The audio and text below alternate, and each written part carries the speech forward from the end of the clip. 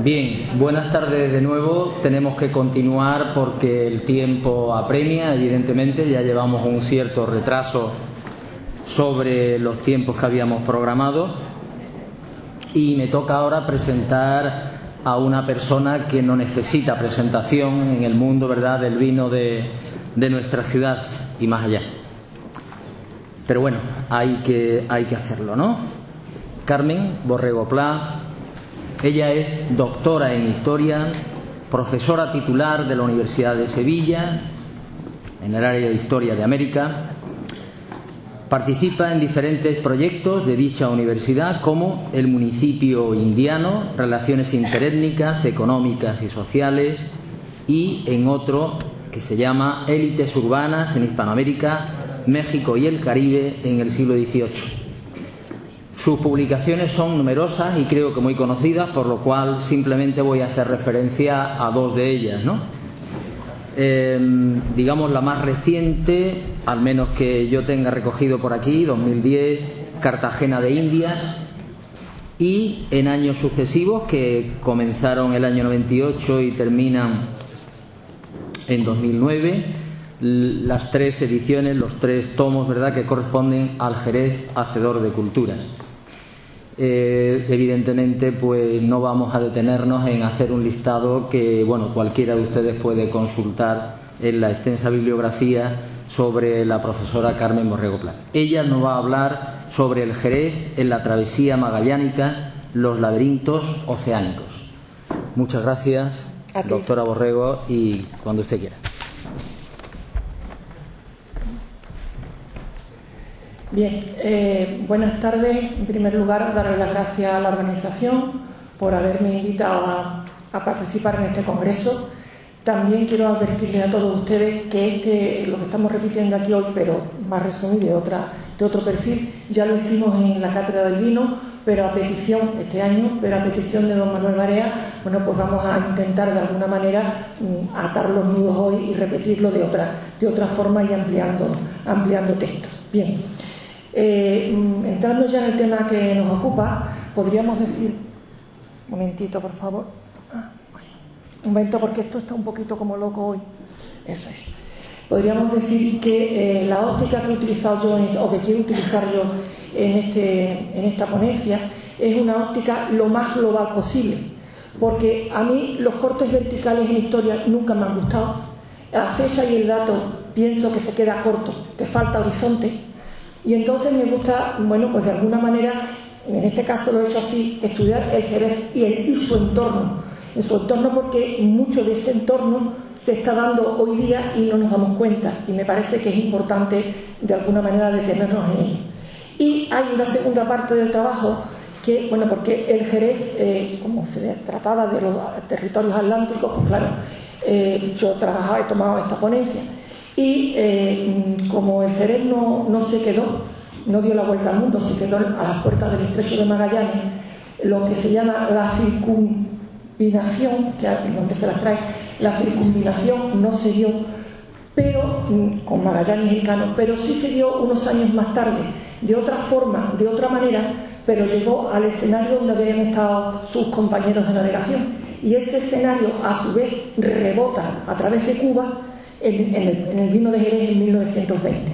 Entonces, en ese sentimiento vamos a trabajar primero sobre el Jerez en la expedición de Magallanes y luego ese vino que no llega a las Molucas, cómo llega a la zona pacífica posteriormente y cómo eso influye de alguna manera en el vino de Jerez.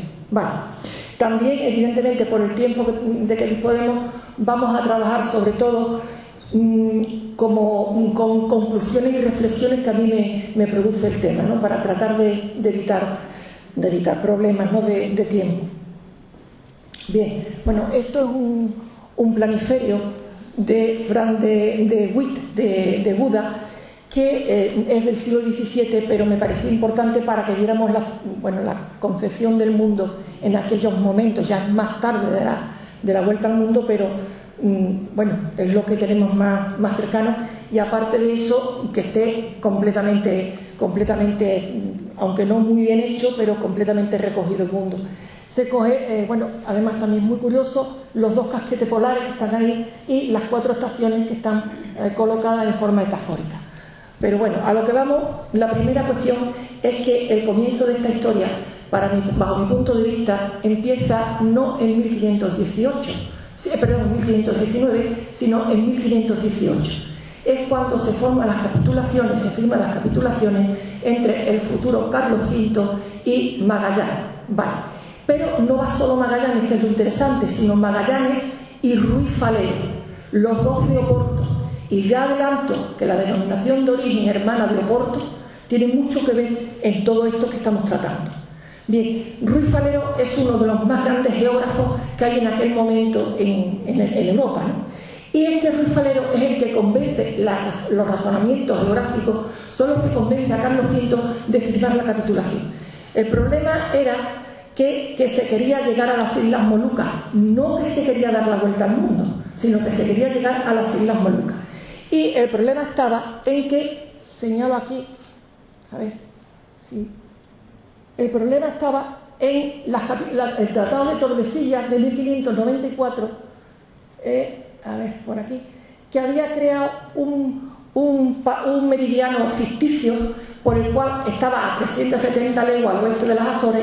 Todo lo que estaba a la parte derecha, según estamos mirando, era para Portugal y la parte izquierda era para España. El problema estaba en que el antimeridiano, es decir, porque es el meridiano por delante y el antimeridiano por detrás, la parte de las islas de las especies no se sabía a quién pertenecía. Portugal y España se la disputaban porque creían que estaban en su propia zona. Entonces, bueno, nosotros no podíamos irnos por la parte que tenía Portugal porque eso estaba terminantemente prohibido. Y teníamos, dando la vuelta, Portugal daba la vuelta a África y llegaba a Molucas. Pero nosotros, por el Atlántico, teníamos que llegar aquí y nos tropezábamos con el farallón americano. Entonces, bueno, Ruiz Falero confirmó lo que ya se sabía, que había un paso en el sur que podría en comunicación el laberinto atlántico con el laberinto pacífico, un paso al sur que es el estrecho de Magallanes, que tampoco se le da mucha importancia, y el paso fue fundamental en estos momentos, se llamaba paso. Y Falero fue el que destapó que la cartografía que se estaba entonces manejando portuguesa era falsa, que se había hecho así, los portugueses lo hacían así para que se pensara que no había paso, que el farallón americano cortaba ya la posibilidad de pasar al otro lado. Y bueno, él consiguió demostrar, parece que tenía cierta bibliografía y cierta cartografía, de que había un paso que se podía pasar allí. Bien, se hacen las capitulaciones y se empieza ya a preparar el viaje. El viaje, bajo mi punto de vista, es un viaje que está gafado, está lleno de dificultades, de todas formas y de todas maneras. Dificultad, bueno, primero los navíos. El problema estaba en que hasta entonces los navíos, hasta 1513, con la expedición de Pedrarias ya se quita, pero los navíos se alquilaban, la corona alquilaba navíos, con lo cual no ganaba para pagar indemnizaciones, porque claro, los navíos iban, pero cuando venían, si es que venían como venían. Entonces deciden, bueno, ya comprar los navíos, no alquilarlos, y desde 1513 estaban comprando. Hay quien dice que es para formar una armada, pero yo más bien pienso que además de querer formar una armada, ahí lo que se intenta de alguna manera es intentar ahorrarse los dineros que se estaban pagando de multas y de seguros, por decirlo de alguna forma. Compran 5 navíos, 2 confiscados en Cádiz, no los compran, los confiscan por cuestiones de hacienda, y 3 que vienen del norte.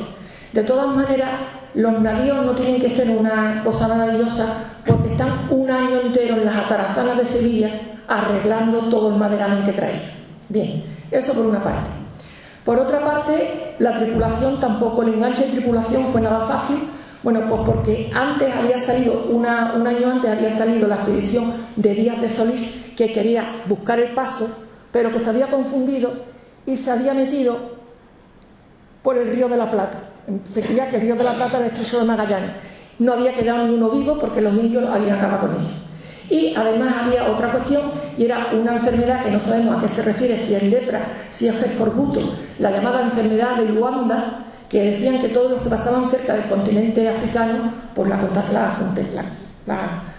cogían, vamos, Y entonces, en ese sentido, bueno, pues la tripulación va a ser también global. Va a haber gente de Huelva, gente de Sevilla, va a haber bretones, sicilianos, genoveses, incluso portugueses, que son los que van a crear verdaderos problemas a Magallanes porque piensan que está dentro de un cierto tufillo de traidor, está enseñando a la corona española algo para llegar a un sitio donde ellos hasta entonces, los portugueses, eran los dueños, ¿no? Bien, en cuanto a los abastecimientos, bueno, pues otro problema enorme, porque, bueno, las expediciones anteriores habían acabado con todas las reservas que tenía la Casa Contratación y encima era una época de malas cosechas, con lo cual no era fácil encontrar abastecimiento. Bien, las especies evidentemente se buscaban, como ya saben ustedes, bueno, porque servían para conservar la carne, que era importante, para cuestión de condimentación, perfume, medicina, incluso la pimienta servía como dinero en algunas ocasiones, y las especies, a pesar de todo, seguían siendo una especie de atracción a pesar de todo esto, contratiempos. En cuanto a los abastecimientos, según la documentación, no viene origen de ninguno de ellos, excepto 3 o 4, entre ellos el vino de Jerez, y los abastecimientos se dividen en mantenimientos, que son los contundentes, donde está el vino de Jerez, evidentemente, y después, esto es muy curioso, cosas de despensa y otras menudencias, que esos son, bueno, pues se puede decir los postres, por decirlo de alguna forma, de alguna manera. El vino de Jerez son 508 botas, te lo dicen así, compradas a diversos precios, que suman 511.347 maravedíes, a los que hay que añadir 78.654 de acarretos, fletes, guindajes de 420 pipas, que ahora diremos por qué, corchos, escoperoles y sueldos. Los sueldos son para Gonzalo Díaz, que tardó 93 días en encontrar vino, a Juan Nicolás por comprar los corchos, encargarse de la compra de corchos, pipas y escoperoles, y también a los guardas, como sueldos de los guardas, que guardaban, valga la redundancia, el vino en el momento de subirlo al navío y en el momento de desembarcarlo en Sevilla. Bien, todo esto me lleva a determinadas reflexiones. Primeramente, en la documentación no aparecen otro tipo de mercados, como podría ser Guadalcanal, podría ser el Aljarafe, solamente el vino de Jerez. Parece que es que hay problemas en cuanto a consecución de vino y se busca, bueno, pues una ciudad de realengo, que en este caso sería Jerez, que ya había ayudado a la corona en las expediciones africanas con trigo, vino y caballos a África por este orden, ¿no? Bien, se tarda, como digo, 93 días en encontrar el vino. El vino, ya hemos dicho, a diversos precios, con lo cual enlazo con lo que se ha dicho aquí en la primera ponencia hoy, que diversos precios porque hay vino nuevo, que es vino del año, y vino añejo, que tiene una cierta crianza. No una crianza como hoy bajo el flor, pero una cierta crianza. Y ese vino añejo, ahora no, pero en las próximas expediciones va a ser el que más se compre en Jerez, porque este vino añejo se dice que es el que mejor se conserva en todas las expediciones náuticas, y se consume el último porque es el que no se pudre y además se mejora con el mareo de la navegación. Bien, otra cuestión, se embarca en Sevilla y no se embarca en Sanlúcar, que está más cerca. Bueno, pues porque las estivas más pesadas se hacían en las primeras. En este caso los barcos estaban en Sevilla y fueron la primera cosa que se embarcó el vino, que es lo que tiene más peso, para saber luego qué espacio sobra para poder de alguna manera rellenar esos espacios que sobran, ¿no? De ahí que se embarca en Sevilla. Bien, acarretos y fletes. Esto es muy interesante porque, según se ve aquí en un libro que vamos a presentar próximamente, el vino llegó en carros, de ahí en acarreto, llegó en carros hasta un determinado punto, que puede ser Trebujena o Lebrija, y a partir de ahí ya no podía avanzar, porque todo era marisma. Entonces se suben a navíos, aquellas barcas que se llaman por ahí los fletes, que vienen los lemanes, que son los prácticos del puerto de Sevilla, a recoger y a dirigir esas barcazas. Entonces el vino de Jerez llevará un camino mixto de Jerez a un determinado punto intermedio de la ruta y de ahí directamente a Sevilla. Vale. se habla del guindaje de 420 pipas. El guindaje es la subida de las pipas al navío. El guindaje era curioso porque para esa subida se necesitaba a profesionales del puerto de Sevilla que se llamaban arrumadores, de arrumar, de colocar y de guardar, que es lo que hoy tenemos con el nombre de arrumbadores, que hacen exactamente lo mismo, coger las botas y colocarlas en la propia bodega, ¿no? Por decirlo de alguna manera. Bien, ¿por qué las botas? 500 botas, vemos por la documentación que esas 500 botas de vino podríamos decir, se envasan, valga la redundancia, en 415 pipas y las otras 5 se utilizan para pipas de harina. ¿Por qué se utilizan esas pipas? Bueno, porque son mucho más cómodas en el navío. La pipa es una pipa exactamente igual que la bota. Estas serían pipas y estas serían botas, para que ustedes lo vean. Estas son pipas y esto sería una bota. Las pipas son primeramente de bojo más estrecho, todavía hoy hay pipas aquí en el Marco de Jerez, bojo, es decir, anchura mucho más estrecha. Está formada en aquel momento, y ahora también, por maderas, pero en aquel momento cortadas a mano, cuando ni siquiera había luz, que se llamaban duelas y que tenían que encajar unas con otras perfectamente. Y para sujetar las duelas se ponían, los aros.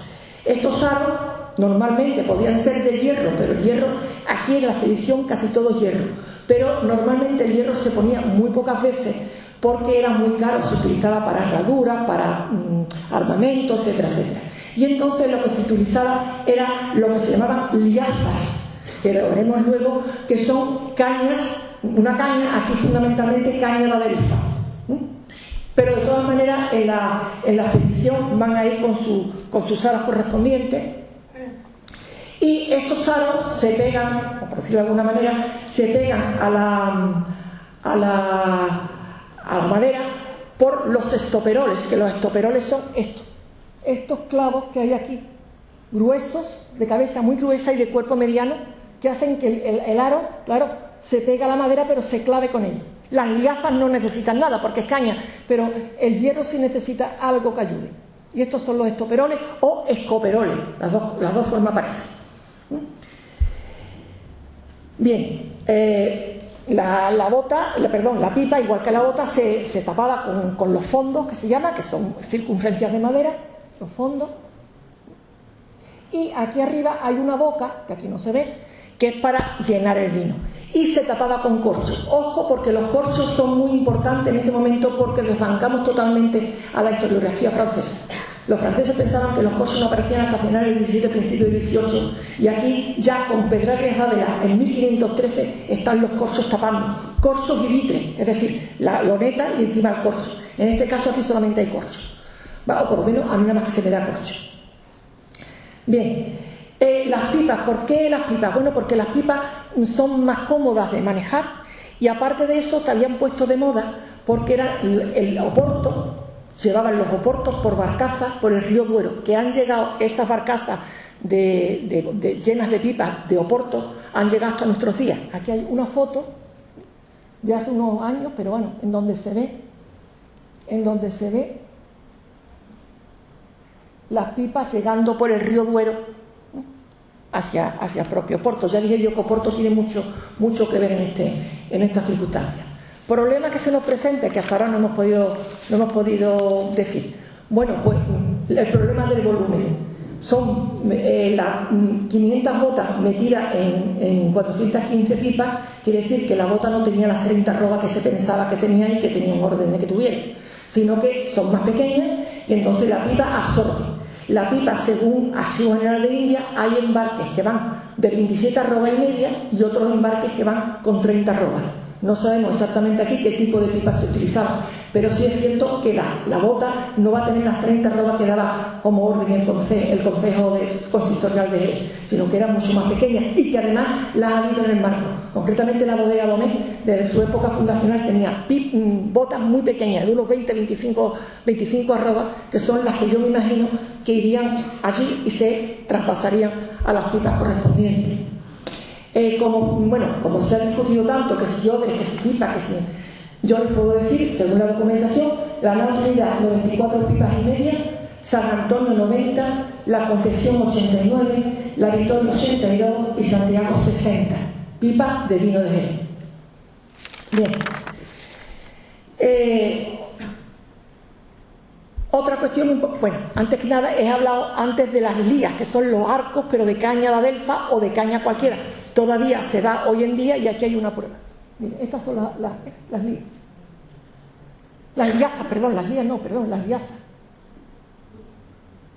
Siguen dándose. Bien. Otra cuestión importante, ¿con qué va a maridar el Jerez de la expedición? Bueno, pues con bizcocho, que es pan cocido 2 veces y que es muy curioso porque a veces se pone tan duro que hay que mojarlo en vino y te dicen que es una forma, los contemporáneos del momento, que es una forma muy disimulada de tomar vino cuando se les da la gana, en fin. El bizcocho, el aceite, las legumbres, la leche en forma de queso, que es muy importante porque el pan, queso y vino era la dieta de combate o la dieta de tormenta, la única forma para no tener que guisar ni tener que hacer. Aparte de eso, también mirad, ganado, es un ganado vivo que sale de Sanlúcar de Barrameda porque es mucho más barato y luego después ellos los matan durante la travesía y los salan. De cuestión de sanidad ni les hablo. 7 vacas y 3 puercos, vale. Y también hay salazones de pescado, pero me llama poderosísimamente la atención, no hay bacalao, que siempre hay en todas las expediciones que vienen del norte de Europa y que es carísimo. Aquí no hay dinero para bacalao, aquí lo que hay son pescados muy humildes del Atlántico. Sobre todo hay por ejemplo, cazones, hay cornudillas, que son pequeños cazones dentudos. Las cornudillas eran las favoritas de Magallanes. Y tampoco, y me extraña muchísimo, he encontrado volátiles, que los volátiles también iban en todas las expediciones porque eran muy fáciles de coger y matar y acabar con un mantenimiento. Pues no hay ni volátiles ni hay. Lo que sí hay son salazones que vienen de Málaga de anchoa. Bien, como cosa de despensa, bueno, pues higo seco, siempre todo, higo seco, pasa y carne de membrillo pedida expresamente también por Juan Sebastián, por Magallanes. Bien, la salida se va a hacer el 20 de septiembre desde Sanlúcar, las naos se han cargado en Sevilla y en Sanlúcar, y bueno, el Jerez entra ya en el laberinto atlántico, ¿no? Está colocado en la bodega del barco, ¿vale? Y está colocado uno encima de otro, como las pipas, como ocurre actualmente, uno encima de otro, formando cada hilera lo que se llama andanas, recordando a los cañones que también se ponían así de esa manera. De ahí viene la palabra andanada. Van uno encima de otro, formando filas. Me llama poderosamente la atención, van apoyados en tacos de madera que se llaman calzos, como ahora, y entre bota y bota, o entre pipa y pipa, perdón, vamos a ver si entre bota y bota se van a poner algunas mercancías o algún tipo de producto que ayude a sujetar estas botas para que no se caigan. Normalmente en las travesías posteriores de la flota ahí irán las mercancías más valiosas, que normalmente son de contrabando, para que los oficiales reales no las vean. Pero lo interesante es que esas mercancías, bien de contrabando, bien de no contrabando, simplemente como sujeción, es lo que se llama abarrote. Y de ahí, cuando el navío va abarrotado, y de ahí la palabra abarrotado, lleno. Estos abarrotes van a crear muchísimos problemas con el refuerzo de los cascos de los navíos, porque tienen que reforzar cascos para que el peso y ese refuerzo de casco resta maniobrabilidad. Pero bueno, eso ya es otra cuestión que no nos ayuda, no nos toca. Bien, bueno, mira, hija, lo siento, pero voy otra vez para atrás.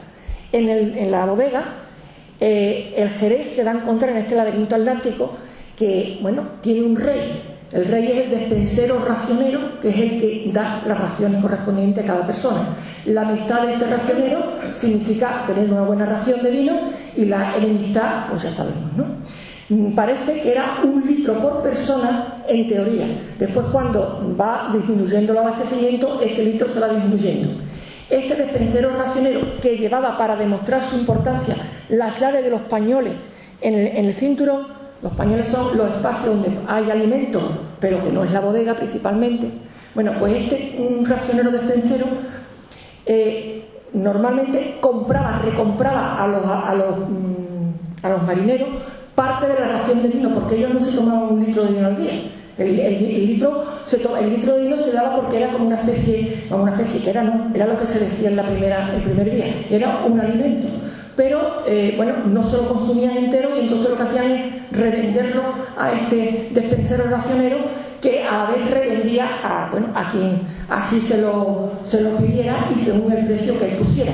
Con lo cual, el despensero racionero era el cargo que más poder y más petición tenía en el momento del enganche de la tripulación, porque se sacaba un sueldo extra de todo lo que se hacía. Después, posteriormente, los propios marineros parece que se hartaron de despenseros, entonces revendían ellos en los puertos de escala, pero en este caso no hubo puertos de escala como para hacer, es 1 litro, ya digo, igual que la Armada Real de Su Majestad Británica, que era 1 litro de cerveza. Bien, el racionero tenía tres artesanos importantes, que sería el carpintero, como ustedes saben, que es la persona que se encarga de todo lo que sea madera en el navío, que puede hacer incluso unas chalupas si es necesario. Después está el galafate, que lo que busca es la estanquedad del navío, es decir, si el navío tiene en el casco algún tipo de problema, algún tipo de herida, por decirlo de alguna forma, de alguna manera, la cura con brea y estopa. Y aquí está la prueba de lo que le estoy diciendo: brea y estopa. Y el tonelero, que hace exactamente lo mismo, pero que no lo hace con brea y estopa, sino con barro y estopa, y actualmente sigue funcionando con barro y estopa. Como instrumento tanto del galafate como del tonelero hay 2: el martillo y el hierro de meter, que se llama galafate precisamente, que siguen hoy funcionando. Y de hecho, antiguamente el martillo se utilizaba mucho más por parte del tonelero, y este martillo creaba una enfermedad laboral, que todos los toneleros terminaban con sordera, y terminaban totalmente sordos del problema que daba, ¿no?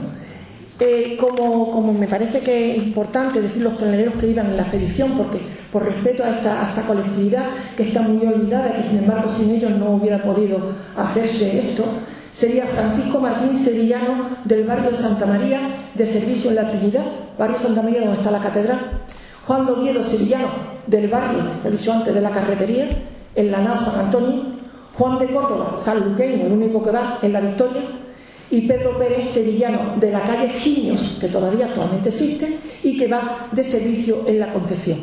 De la Santiago no nos podemos nombrar servicio de tonelería. Bien, esto es importante porque evidentemente vemos que la carpintería de Ribera, que son los carpinteros que hacen las pequeñas embarcaciones en los ríos, intervienen e influyen mucho en la tonelería, tanto de la expedición como de antes de la expedición.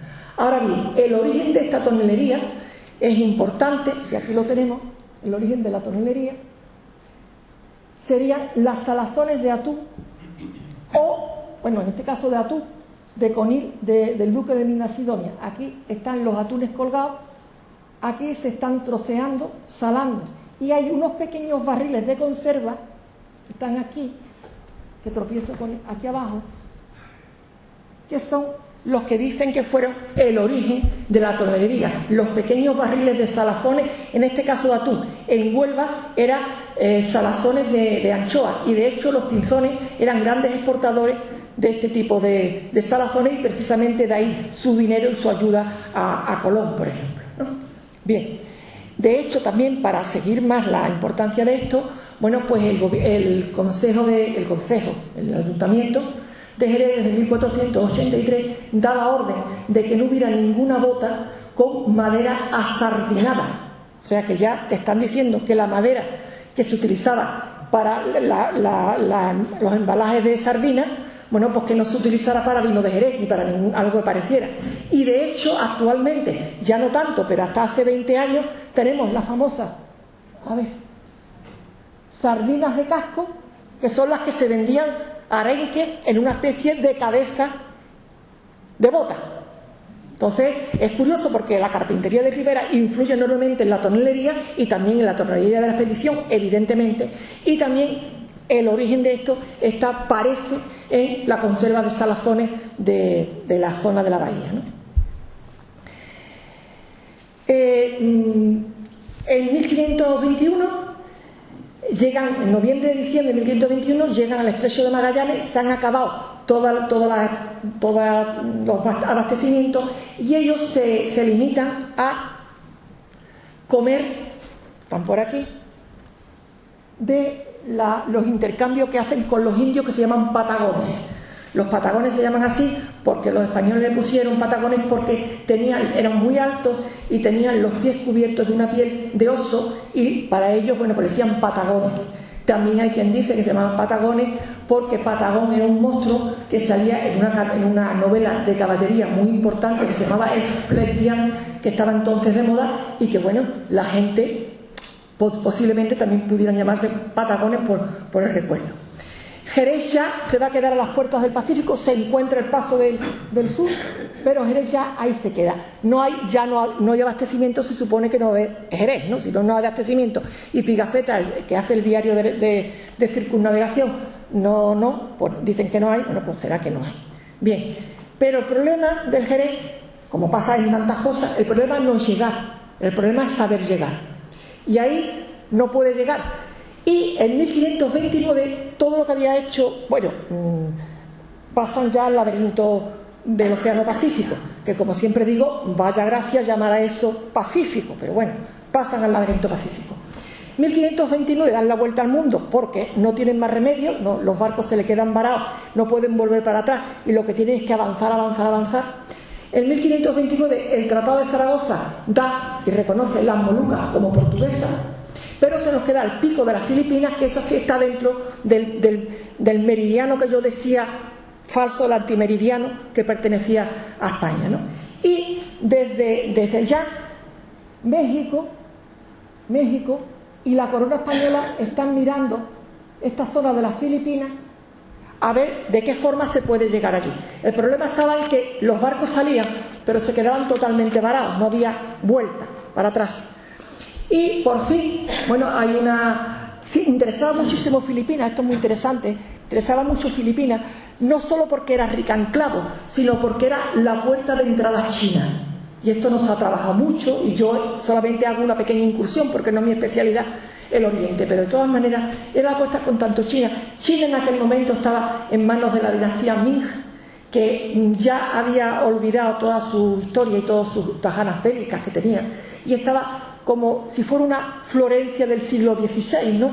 Trabajando en lacas, trabajando en porcelana, trabajando en todo lo que fuera expansión cultural y expansión artesana, siempre mirando al norte porque tenían miedo de la invasión de los mongoles, pero China era como una especie de oasis en aquel momento. Bien, el virrey Velasco manda por fin una expedición y va con Miguel Legazpi, que es de Zumárraga, que conquista Filipinas, y con un agustino íntimo de Juan Sebastián Elcano, testigo en su testamento, que es Andrés de Urdaneta, y que encuentra el famoso tornaviaje. El tornaviaje sería salir de Manila, subir a paralelo 42 y directamente hay una corriente que los lleva a Acapulco. Esa corriente es lo que luego se llamará la corriente del Curosimo. De ahí que de Acapulco a Manila se crea un galeón, que le dicen el galeón de China, o el galeón de Acapulco, o el galeón de Manila, de 300-400 toneladas al principio, que tarda 3 o 4 meses de ir a Acapulco, a Manila y regresar después, es anual, solamente anual, y que trae mantenimientos, trae de México a Filipinas, mantenimientos y plata. Y va a provocar también grandes movimientos migratorios, cambia totalmente toda la cultura existente en Filipinas. En cuanto a los mantenimientos que llegan, Bueno, pues trae el aceite, que es importante porque Filipinas no solamente conocía el pescado hervido y bueno, tofu y soja y brotes de determinadas plantas. Ahora con el aceite, bueno, pues ya se pueden freír y sofreír, es algo muy novedoso. El ají novohispano, que ahora actualmente está en la dieta filipina, el tomate, que también era novohispano y que acepta, y el vacuno y el cerdo. El vacuno y el cerdo es importante porque el cerdo en Filipinas era primero chino, porque Filipinas lo que era un apéndice de China, Filipinas en sí no era nada. Y bueno, aceptaban el cerdo chino, pero les gustó más el cerdo español, se aficionaron a él, y actualmente el plato filipino por excelencia es el lechón relleno, como ustedes saben, el plato nacional. Y el vacuno mexicano, que era español, que había llegado a través de España a México, bueno, pues se mezcla con el cebú y hay unos hatos de ganado especial a las afueras de Manila, que estos estancieros o estos hacendados, bueno, pues son la capa social más importante y más rica de toda la zona filipina. Bien, como bebida, bueno, pues tenemos la tuba, que era filipina, que se saca de las palmas de las palmeras de los cocoteros, de los cocoteros, que puede servirse natural o fermentada, recordando muy de lejos al pulque. Aparte de la tuba, que todavía se da hoy, tenemos el vino de arroz chino, el vino de mijo, un sake japonés, porque los japoneses estaban por allí pululando, pero era una comunidad muy cerrada y de alguna manera comerciaban con los chinos para que los chinos a la vez funcionaran con los españoles. Y también, por supuesto, el vino de español, que no solo es de Jerez, es también de la zona de Sevilla y del marco de lo que hoy llamamos Jerez, el puerto, etc. Bien, en cuanto al Jerez y al barco, no debió de llegar en grandes cantidades porque era un precio muy elevado, dado lo que tenían que venir de España a México y de México pasar a Filipinas. Sabemos, y está cotejado, que una arroba de vino en Filipinas, no sabemos origen, una arroba de vino español, valía 100 pesos. Con lo cual, bueno, ya con esto te da una idea de lo que pudo ser. El Jerez, evidentemente, aparte del peso, de la cantidad de dinero que valdría el vino de Jerez, cuando una arroba sin origen vale 100 pesos, igual era de Jerez, pero no lo tenemos especificado, tendría también la competencia de las bebidas de la zona, como estamos el vino de arroz, el vino de mijo, el sake, etcétera, etcétera. Pero sí hubo clientes, sabemos que hubo clientes por fuentes indirectas, que fueron esos hacendados ricos de las afueras de Manila, que se podían permitir el lujo de comprar Jerez a precios exorbitantes, y también, importante, podríamos decir, la guarnición española de la isla. De hecho, en la guerra del 98, ¿ya nos tenemos que ir? Pues hijo, lo siento. Lo siento, Carmen. 1 minuto y... Es que hemos empezado tarde, lo siento muchísimo, nos hemos quedado aquí. En la guerra del 98, las bodegas Ciria y Ortuño pasarían a mandar del puerto de Santa María vino a Manila, y Joaquín Vergara a Iloílo, que estaba una afuera que hay fuera, una isla que hay a las afueras. Y siento muchísimo dejarlos a ustedes sin decirles lo que significó esto en las etiquetas del vino de Jerez, lo que significó la plata y lo que significó la seda china, pero como hemos empezado tarde, pues evidentemente yo tengo que seguir las instrucciones del presidente de mesa, con lo cual, bueno, en otro momento podré terminar esta conferencia en algún momento. En el artículo podrán...